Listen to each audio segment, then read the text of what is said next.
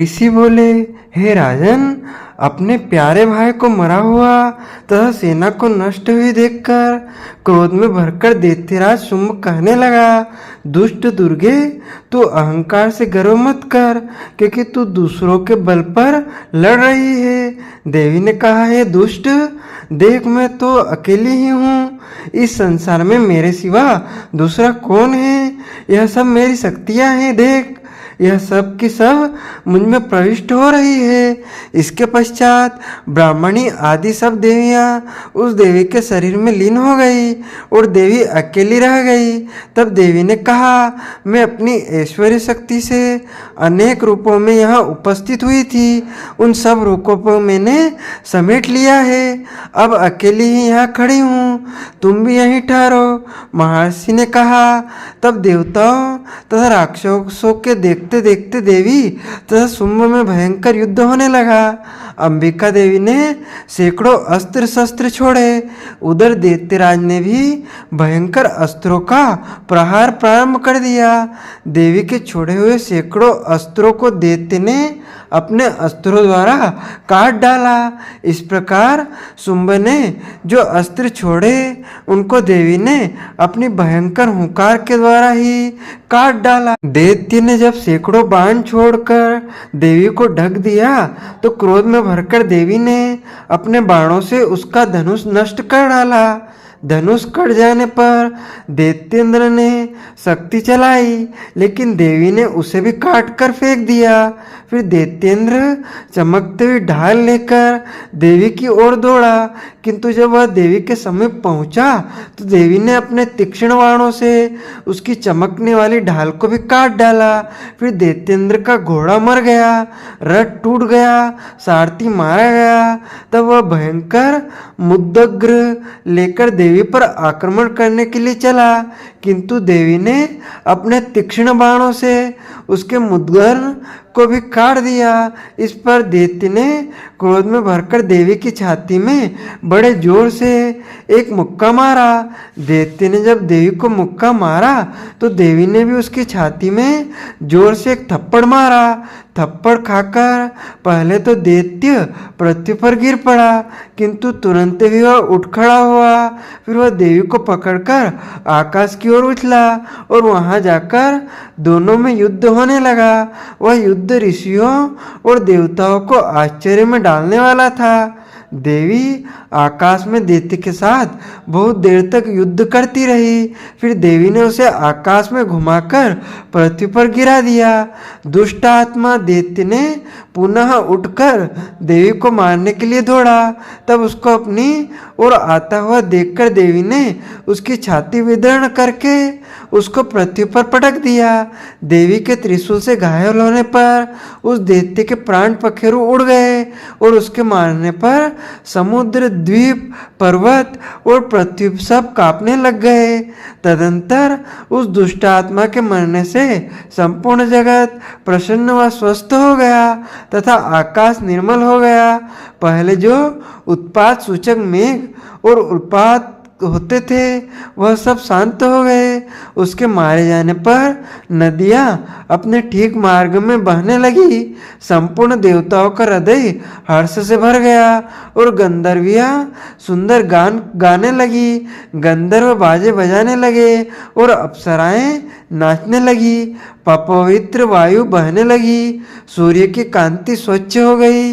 यज्ञशालाओं की बुझी हुई अग्नि अपने आप प्रज्वलित हो उठी तथा चारों दिशाओं में शांति फैल गई। आगे की कथा में मैं भुवनेश्वरी देवी का ध्यान करता हूँ। उनके श्री अंगों की आभा प्रभात काल के सूर्य के समान है और मस्तक पर अर्धचंद्र चंद्रमा का मुकुट है। वे 3 नेत्रों से युक्त है। उनके मुख पर मुस्कान की छटा छाई रहती है और हाथ में वरद, अंकुश, पास एवं अभय मुद्रा शोभा पाती है। ऋषि कहते हैं, दैत्य के मारे जाने के बाद इंद्रादि देवता अग्नि को आगे करके कात्यायनी देवी की स्तुति करने लगे। उस समय अभिष्ट की प्राप्ति के कारण उनके मुख खिले हुए थे। देवताओं ने कहा, हे शरणागतों के दुख दूर करने वाली देवी, तुम प्रसन्न हो। हे संपूर्ण जगत की माता, तुम प्रसन्न हो। विघ्नेश्वरी, तुम विश्व की रक्षा करो, क्योंकि तुम इस चर और अचर ईश्वरी हो। हे देवी, संपूर्ण जगत की आधार रूप हो, क्योंकि तुम पृथ्वी में भी स्थित हो और अत्यंत पराक्रमी वाली देवी हो। तुम विष्णु की शक्ति हो और विष्णु की बीज परमाया हो, और तुमने ही इस संपूर्ण जगत को मोहित कर रखा है। तुम्हारे प्रसन्न होने पर ही यह पृथ्वी मोक्ष को प्राप्त होती है। हे देवी, संपूर्ण विद्याएं तुम्हारे ही भिन्न भिन्न स्वरूप है। इस जगत में जितनी स्त्रियां हैं वह सब तुम्हारी ही मूर्तियां हैं। एकमात्र तुमने ही इस जगत को व्याप्त कर रखा है। तुम्हारी स्तुति किस प्रकार हो सकती है, क्योंकि तुम परम बुद्धि रूप हो और संपूर्ण प्राणी रूप स्वर्ग और मुक्ति देने वाली हो। अतः इसी रूप में तुम्हारी स्तुति की गई है। तुम्हारी स्तुति के लिए इससे बढ़कर और क्या युक्तियां हो सकती है। संपूर्ण जनों के हृदय में बुद्धि रूप होकर निवास करने वाली, स्वर्ग तथा मोक्ष प्रदान करने वाली, हे नारायणी देवी, तुमको नमस्कार है। काल काष्ठा आदि रूप से अवस्थाओं को परिवर्तन की ओर ले जाने वाली तथा प्राणियों का अंत करने वाली नारायणी, तुमको नमस्कार है। हे नारायणी, संपूर्ण मंगलों के मंगल रूप वाली, हे शिवे, हे संपूर्ण प्रयोजनों को सिद्ध करने वाली, हे शरणागत वत्सला, तीन नेत्रों वाली गौरी, तुमको नमस्कार है। सृष्टि स्थिति तथा संहारों की शक्तिभूता सनातनी देवी, गुणों का आधार तथा सर्व सुखमयी नारायणी, तुमको नमस्कार है। हे शरण में आए हुए शरणागतों, दीन दुखियों की रक्षा में तत्पर, संपूर्ण पीड़ाओं को हरने वाली नारायणी, तुमको नमस्कार है। हे नारायणी, तुम ब्राह्मणी का रूप धारण करके हंसों से जूते हुए विमान पर बैठती हो तथा कुछ से अभिमंत्रित जल छिड़कती रहती हो। तुम्हें नमस्कार है। हे महेश्वरी रूप से त्रिशूल, चंद्रमा और सर्पों को धारण करने वाली, हे महावृषभ वाहन वाली नारायणी, तुम्हें नमस्कार है। मोरों तथा मुकुटों से घिरी रहने वाली, महाशक्ति को धारण करने वाली, हे कुमारी रूप धारणी निष्पाप नारायणी, तुम्हें नमस्कार है। हे शंख चक्र गदा फर श्रांग धनुष रूप आयुधों को धारण करने वाली वैष्णव शक्ति रूपा नारायणी, तुम हम पर प्रसन्न हो, तुम्हें नमस्कार है। हे दांतों पर पृथ्वी धारण करने वाली वाराह रूपिणी कल्याणमयी नारायणी, तुम्हें नमस्कार है। हे उग्र नरसिंह रूप में दैत्यों को मारने वाली, त्रिभुवन की रक्षा में संलग्न रहने वाली नारायणी, तुम्हें नमस्कार है। हे मस्तक पर किरीट और हाथ में महावज्र धारण करने वाली, सहस्त्र नेत्रों के कारण उज्ज्वल वत्रासुर के प्राण हरने वाली इंद्रिय शक्ति, हे नारायणी, तुम्हें नमस्कार है।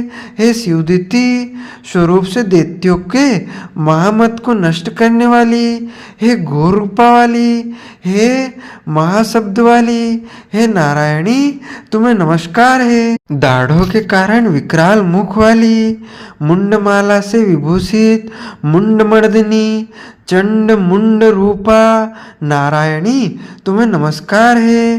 हे लक्ष्मी, लज्जा, महाविद्या, श्रद्धा, पुष्टि, स्वधा, ध्रुवा, महारात्रि तथा महाविद्या रूपी नारायणी, तुमको नमस्कार है।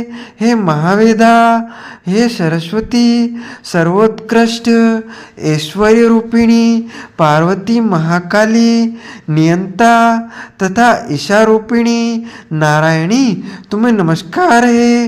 हे सर्वस्वरूपा सरस्वती, सर्वशक्ति युक्त देवी, हमारी भय से रक्षा करो, तुम्हें नमस्कार है। हे कात्यायनी, तीनों नेत्रों से भूषित यह मेरा सौम्य मुख, सब तरह के डरों से हमारी रक्षा करो, तुम्हें नमस्कार है। हे भद्रकाली, ज्वालाओं के समान भयंकर, अति उग्र एवं संपूर्ण असुरों को नष्ट करने वाला तुम्हारा त्रिशूल हमें भय से बचावे। तुमको नमस्कार है हे देवी, जो अपने शब्दों से इस जगत को पूरित करके दैत्यों के तेज को नष्ट करता है। वह आपका घंटा इस प्रकार हमारी रक्षा करे जैसे कि माता अपने पुत्र की रक्षा करती है। हे चंडिके, असुरों के रक्त और चर्बी से चर्चित जो आपकी तलवार है वह हमारा मंगल करे। हम तुमको नमस्कार करते हैं। हे देवी, जब तुम प्रसन्न होती हो तो संपूर्ण रोगों को नष्ट कर देती हो, और जब रुष्ट हो जाती हो तो संपूर्ण वांछित कामनाओं को नष्ट कर देती हो। और जो मनुष्य तुम्हारी शरण में आते हैं या जाते हैं उन पर कभी विपत्ति नहीं आती है, बल्कि तुम्हारी शरण में गए हुए मनुष्य दूसरों को आश्रय देने योग्य हो जाते हैं। अनेक रूपों से बहुत प्रकार की मूर्तियों को धारण करके इन धर्मद्रोही असुरों का तुमने संहार किया है। वह तुम्हारे सिवा कौन कर सकता था? चतुर्थ विद्याएं, षष्ठ शास्त्र और चारों वेद तुम्हारे प्रकाश से प्रकाशित है, उनमें तुम्हारा ही वर्ण है। और जहाँ राक्षस विषैले सर्प शत्रुगण है, वहाँ और समुद्र के बीच में भी तुम साथ रहकर इस विश्व की रक्षा करती हो। हे विश्वेश्वरी, तुम विश्व का पालन करने वाली विश्व रूपा हो, इसलिए संपूर्ण जगत को धारण करती हो। इसलिए ब्रह्मा विष्णु महेश की भी वंदनीय हो, जो भक्ति पूर्वक तुमको नमस्कार करते हैं वह विश्व को आश्रय देने वाले बन जाते हैं। हे देवी, तुम प्रसन्न हो और असुर को मारकर जिस प्रकार हमारी रक्षा की है, ऐसे ही हमारे शत्रुओं से सदा हमारी रक्षा करती रहो। संपूर्ण शास्त्रों और शत्रुओं से सदा हमारी रक्षा करो। संपूर्ण जगत के पाप नष्ट कर दो और पापों तथा उनके फलस्वरूप होने वाली महामारी आदि बड़े बड़े उपद्रवों को शीघ्र ही दूर कर दो। विश्व की पीड़ा को हरने वाली देवी, शरण में पड़े हुए पर प्रसन्न हो और त्रिलोक निवासियों की पूजनीय परमेश्वरी, हम लोगों को वरदान दो। देवी ने कहा, हे देवताओं, मैं तुमको वर देने को तैयार हूँ। आपकी जैसी इच्छा हो वैसा वर मांगो, लो और मैं तुमको दूंगी। देवताओं ने कहा, हे सर्वेश्वरी, त्रिलोकी के निवासियों की समस्त पीड़ाओं को तुम इसी प्रकार हरती रहो और हमारे शत्रुओं को इसी प्रकार नष्ट करती रहो। देवी ने कहा, विवस्व मनवंतर के 28वें युग में 2 और महाअसुर शुंभ और निशुंभ उत्पन्न हो गए। उस समय में नंदगोप के घर से, यशोदा के घर से गर्भ से उत्पन्न होकर विंध्याचल पर्वत पर शुंभ और निशुंभ का संहार करूंगी। फिर अत्यंत भयंकर रूप से पृथ्वी पर अवतीर्ण होकर मैं विप्रचित्ति नामक दानवों का नाश करूंगी। उन भयंकर महाअसुरों को भक्षण करते समय मेरे दांत अनार पुष्प के समान लाल होंगे। इसके पश्चात स्वर्ग में देवता और पृथ्वी पर मनुष्य मेरी स्तुति करते हुए मुझे रक्तदंडिका कहेंगे। फिर जब 100 वर्ष तक वर्षा न होगी तो मैं ऋषियों के स्तुति करने पर आयोनिज नाम से प्रकट होंगी और अपने 100 नेत्रों से ऋषियों की ओर देखूंगी। अतः मनुष्य साताक्षी नाम से मेरा कीर्तन करेंगे। उसी समय में अपने शरीर से उत्पन्न हुए प्राणों की रक्षा करने वाले शाकों द्वारा सब प्राणियों का पालन करूंगी और तब इस पृथ्वी पर शाकंभरी के नाम से विख्यात होंगी। और इसी अवतार में मैं दुर्ग नामक महाअसुर का वध करूंगी और इससे मैं दुर्गा देवी के नाम से प्रसिद्ध होंगी। इसके पश्चात जब मैं भयानक रूप धारण करके हिमालय निवासी ऋषियों महर्षियों की रक्षा करूंगी, तब भीमा देवी के नाम से मेरी ख्याति होगी। और जब फिर अरुण नामक असुर तीनों लोगों को पीड़ित करेगा, तब मैं असंख्य भ्रमरों का रूप धारण करके उस महादैत्य का वध करूंगी।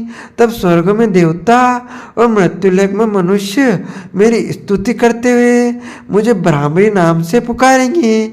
इस प्रकार जब जब पृथ्वी राक्षसों से पीड़ित होगी तब तब मैं अवतारित होकर शत्रुओं का नाश करूंगी। आगे की कथा में मैं 3 नेत्रों वाली दुर्गा देवी का ध्यान करता हूँ। उनके श्रीअंगों की प्रवाह बिजली के समान है। वे सिंह के कंधे पर बैठी हुई भयंकर प्रतीत होती है। हाथों में तलवार तथा ढाल लिए अनेक कन्याएं उनकी सेवा में खड़ी है। वे अपने हाथों में चक्र, गदा, तलवार, ढाल, बाण, धनुष, पाश और तर्जनी मुद्रा धारण किए हुए हैं। उनका स्वरूप अग्निमय है तथा वे माथे पर चंद्रमा का मुकुट धारण करती है। देवी बोली, हे देवताओं, जो एकाग्रचित होकर प्रतिदिन इन स्तुतियों से मेरा ध्यान करेगा उसकी सारी बाधा मैं निश्चय ही दूर कर दूंगी। माँ भवानी को नमस्कार है। हे देवी माँ, आपके संकट, आप हमारे संकट दूर करो। जो मनुष्य नीचे दिए हुए प्रसंग का पाठ करेंगे, मधु केटभ का नाश, दुर्गा सप्तशती अध्याय 1, महिषासुर वध, दुर्गा सप्तशती अध्याय 3, शुंभ निशुंभ संहार, दुर्गा सप्तशती अध्याय 9 और 10 में शुंभ निशुंभ के वध का प्रसंग तथा अष्टमी, चतुर्दशी और नवमी को जो एकाग्रचित होकर भक्ति पूर्वक मेरा महात्मा का श्रवण करेंगे उन्हें कोई पाप नहीं छू सकेगा। उन पर पाप जनित आपत्तियां भी नहीं आएगी। उनके घर में दरिद्रता नहीं होगी तथा उनको कभी प्रेमी जनों के विच्छोह का कष्ट नहीं होगा। इतना ही नहीं, उन्हें शत्रुओं से, लुटेरों से, राजा से, शस्त्र से, अग्नि से तथा जलराशि से भी कभी भय नहीं होगा। इसलिए सबको एकाग्रचित होकर भक्ति पूर्वक मेरे इस महात्मा को सदा पढ़ना और सुनना चाहिए। यह परम कल्याणकारक है। कल्याणदायिनी शिवा को नमस्कार है। हे देवी माँ, हमें सद्बुद्धि दो। मेरा महात्मा महामारी जनित है।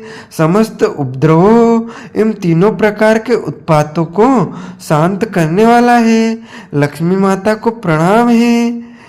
मेरे जिस मंदिर में प्रतिदिन विधि पूर्वक मेरे इस महात्मा का पाठ किया जाता है उस स्थान को मैं कभी नहीं छोड़ती। वहाँ सदा ही मेरा सन्निधान बना रहता है, अर्थात निवास रहता है। कण कण में व्याप्त शक्ति स्वरूपा माँ को नमस्कार है।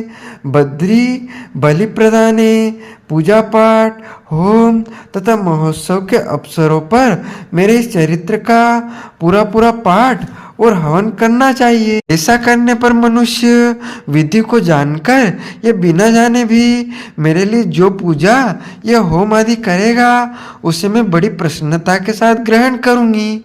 शरद काल में जो वार्षिक महापूजा की जाती है उस अवसर पर जो मेरे इस महात्मा को भक्ति पूर्वक सुनेगा वह मनुष्य मेरे प्रसाद से सब बाधाओं से मुक्त तथा धन धान्य एवं पुत्र से संपन्न होगा। इसमें तनिक भी संदेह नहीं है।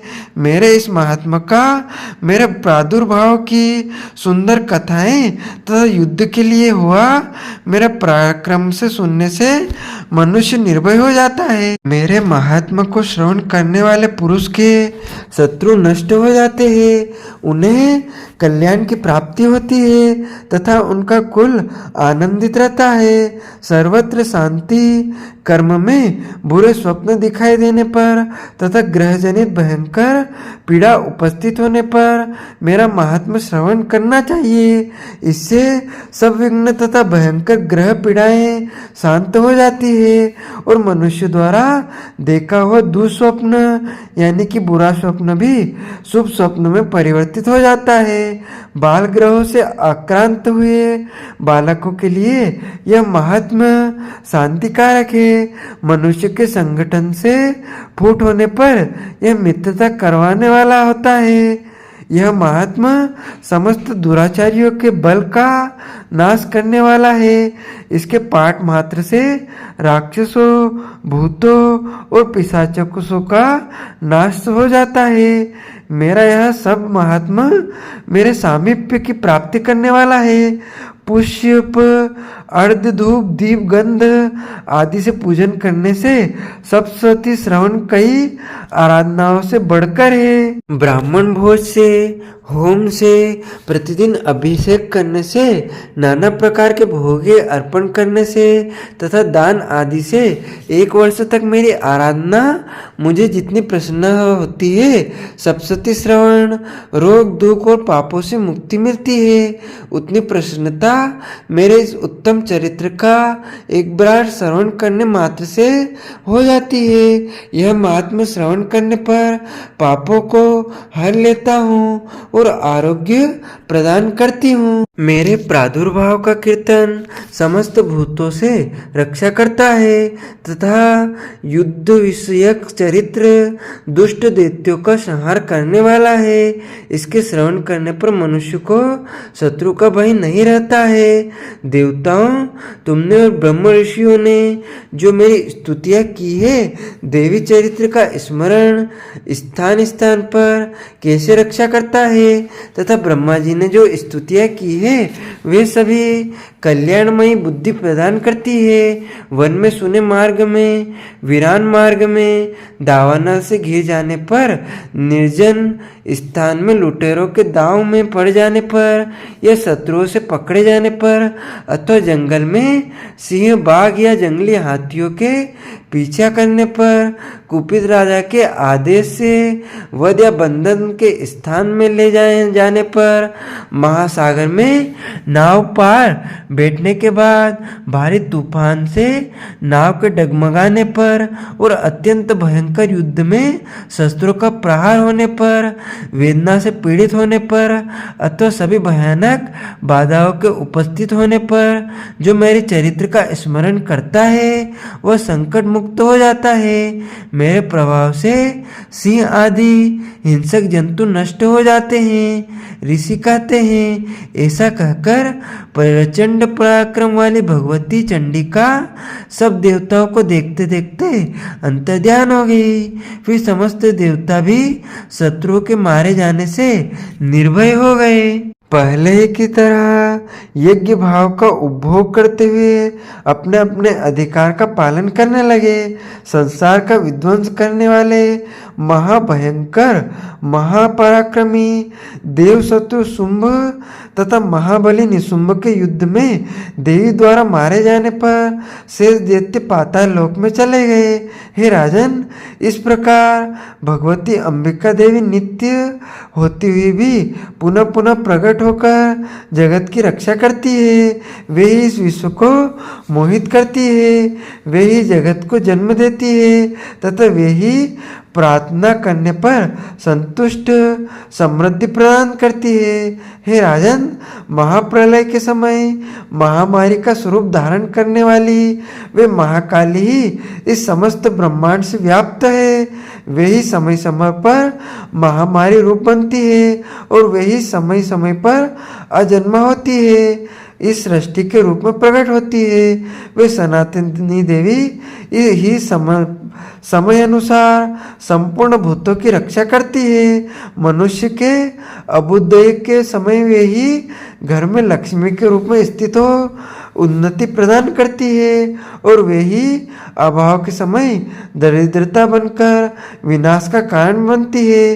पुष्प, धूप और गंध आदि से पूजन करके उनकी स्तुति करने पर वे धन, पुत्र, धार्मिक बुद्धि तथा उत्तम गति प्रदान करती है। आगे की कथा में जो देवी उदय काल में अपने सूर्यमंडल की सी कांति धारण करने वाली, जिनकी 4 भुजाएं और 3 नेत्र है तथा जो अपने हाथों में पास, अंकुश वर अभय की मुद्रा धारण किए हुए रहती हूँ, उन शिवा देवी का मैं ध्यान करता हूँ।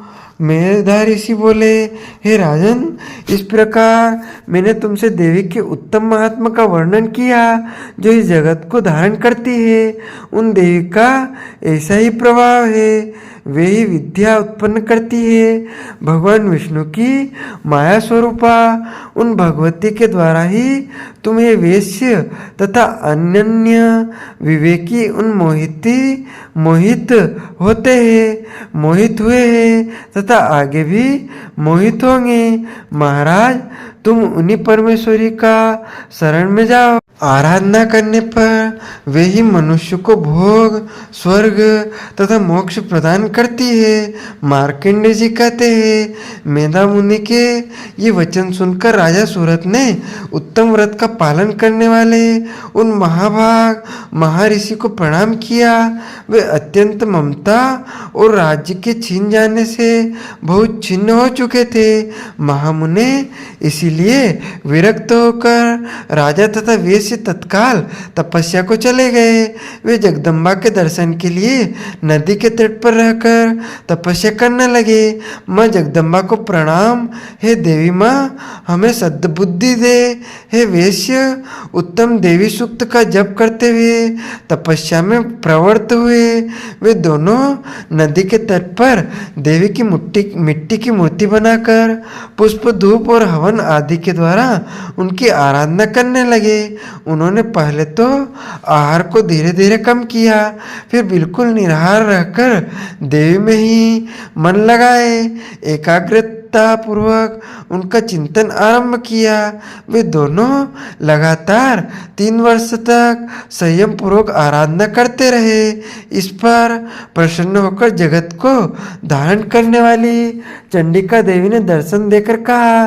देवी बोली, राजन तथा अपने कुल को आनंदित करने वाले वेश्य, तुम लोग जिस वस्तु की अभिलाषा रखते हो वह मुझसे मांगो, तुम संतुष्ट हो।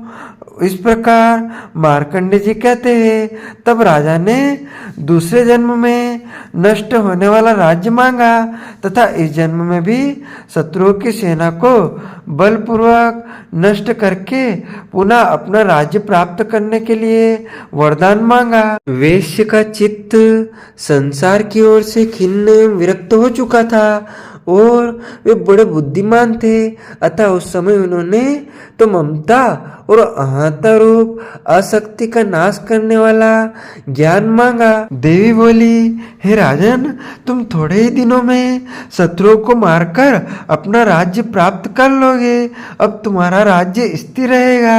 फिर मृत्यु के पश्चात तुम भगवान विश्वान यानी कि सूर्य के अंश से जन्म लेकर इस पृथ्वी पर श्रावणिक मनु के नाम से विख्यात होगे।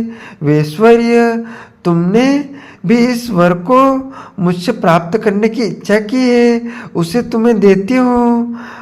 यह मार्कंडेय जी कहते हैं। इस प्रकार उन दोनों को मनवांछित वरदान देकर तथा उनके द्वारा भक्ति पूर्वक अपनी स्तुति सुनकर देवी अंबिका तत्काल अंतर्ध्यान हो गई। इस तरह देवी से वरदान पाकर क्षत्रियों में श्रेष्ठ सूर्य से जन्म ले सावर्णिक नाम मनु होंगे। इस प्रकार श्री मार्कंडेय पुराण में सार्वणिक मनवंतर की कथा के अंतर्गत 9वें दिन की कथा का यहाँ पर समापन होता है। बोलिए दुर्गे मैया की जय, अम्बे मात की जय।